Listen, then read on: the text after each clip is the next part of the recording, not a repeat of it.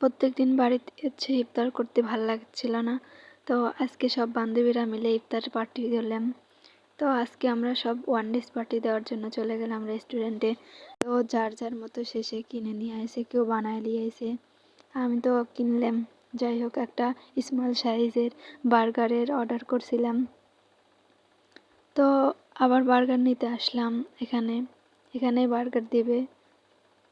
বান্ধবীর সাথে অনেক আড্ডা মাড্ডা দিলাম, দেন চলে গেলাম রেস্টুরেন্টে। যাই হোক, এখানে লিফটে ওঠা লাগবে, তাই কারণে তিনজন একবারে লিফটে উঠে গেলাম। লিফটে উঠে যায়, এখন ভিতরে প্রবেশ করলাম, যেখানে আমার হচ্ছে বার্গারটা আমি নিতে যাব। যাই হোক, এখানে স্মল সাইজের যে বার্গারটা অর্ডার করছিলাম সেটা এখানে সাথে সাথে পেয়েও গেলাম। তো চলে যাচ্ছি এখন। এখানে আবার আমার বান্ধবীরা কিছু স্টাইল করে ছবি উঠতেছে। যাই হোক, এখন চলে যাচ্ছি।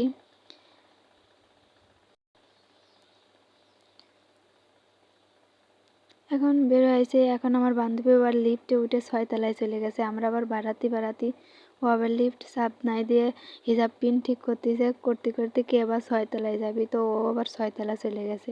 পরে তো আমরা পিছনে তাকায় খুঁজতে খুঁজতে শেষ।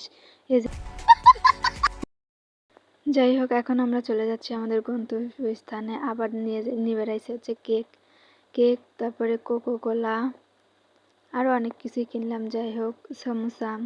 এখন আমরা গাড়িতে উঠতেছি।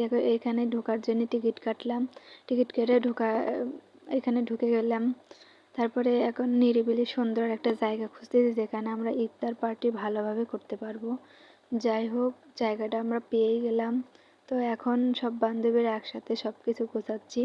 এখন বেডশিটটা পায়ে নিলাম, তারপরে সব কিছুই পায়ে গেলাম।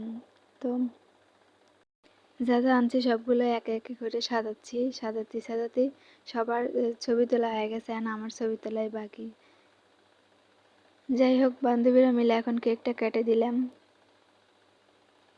আমার বান্ধবীকে বলছি পাস্তাটা ঢালে ওয়ান টাইম প্লেটে, ও একটা একটা করে ঢালতেছে। এই আমার আর এক বান্ধবী একবারে মুখ ঢেলে দিছে। এই একখান কাজের কাম করেছে, একেই বলে বান্ধবী মেয়ে। এর অপমান আমি সহ্য করব না। যাই হোক, আবার তো আমরা খাওয়া দাওয়া শুরু করে দিয়েছি। ঠান্ডা হয়ে গেছে সব কিছু, তারপরেও খাওয়া দাওয়া শুরু করলাম।